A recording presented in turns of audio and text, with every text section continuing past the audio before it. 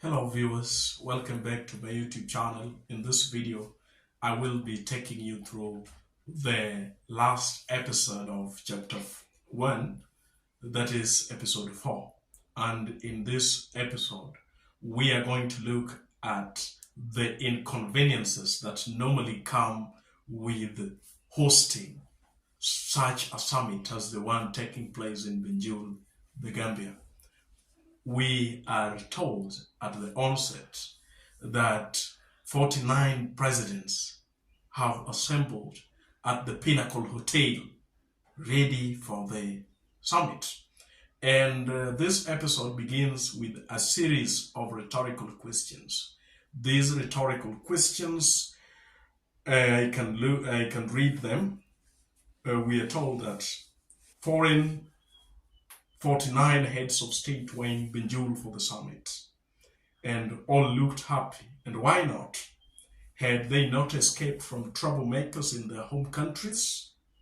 So these rhetorical questions underlines the issue of political instability that normally characterizes African nations, to an extent that the opposition leaders are always threatening to demonstrate, to protest, to picket, to an extent that the current government or the presidents are not at ease. That's why, should they find opportunities like going outside the country, then they really love it.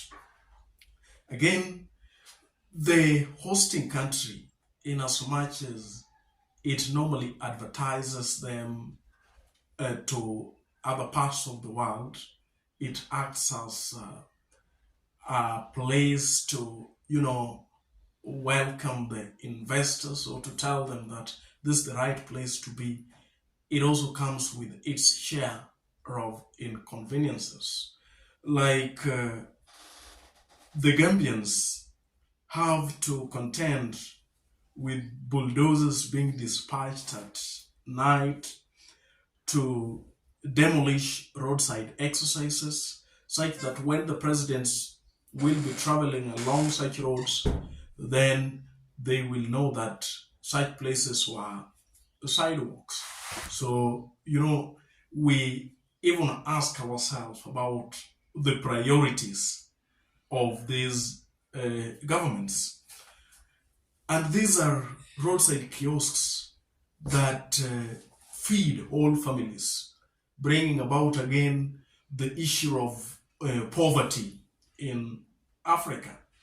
Apart from that, poor governance is also seen where, before the president's visit, there are rare layers of tarmac that are being smeared on the roads. So the presidents do not do this for the benefit of their people, but as a show for the visiting presidents.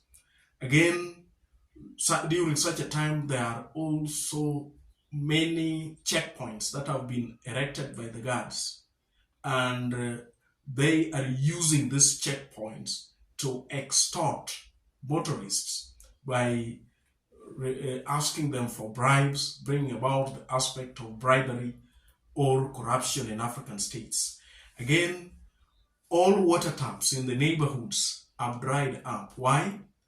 The water has been channeled to various fountains, and these fountains, their only role is to mesmerize the visiting heads of state. So satirically, the writer is trying to poke holes at the poor governance and the lack of priority by the various governments. So it is really an inconvenience to the populace of the Gambians hosting this summit. Again, we also look at the deployment of security apparatus. Two ministries are working together to ensure that the 49 heads of state are well taken care of and are made secure. Like, for instance, we realize that the Ministry of Internal Security is working together with the Ministry of Defense to provide security. There are 1,000 officers who are surrounding the Pinnacle Hotel and 100 and so commandos who are also doing the same. So they are involved in intelligence, which aims at deterring any threat. And then again, there are those who are also involved in combat. Talking about the seating arrangement of the presidents, that is when the summit will take place, or at the state banquet where the presidents are hosted at the State House on the day of arrival, there are also a lot of protocol procedures that are meticulously thought over by the Gambian Ministry of International Cooperation as well as Ministry of Foreign Affairs. So then someone asks that if a government can afford to have such meticulous planning for visiting heads of state, if they could just decide to put such efforts in planning for the real governance of their people, then African nations would really, really, really be so much ahead in development and other important aspects of life. So, viewers, that is the end of my summary of Chapter 1, Episode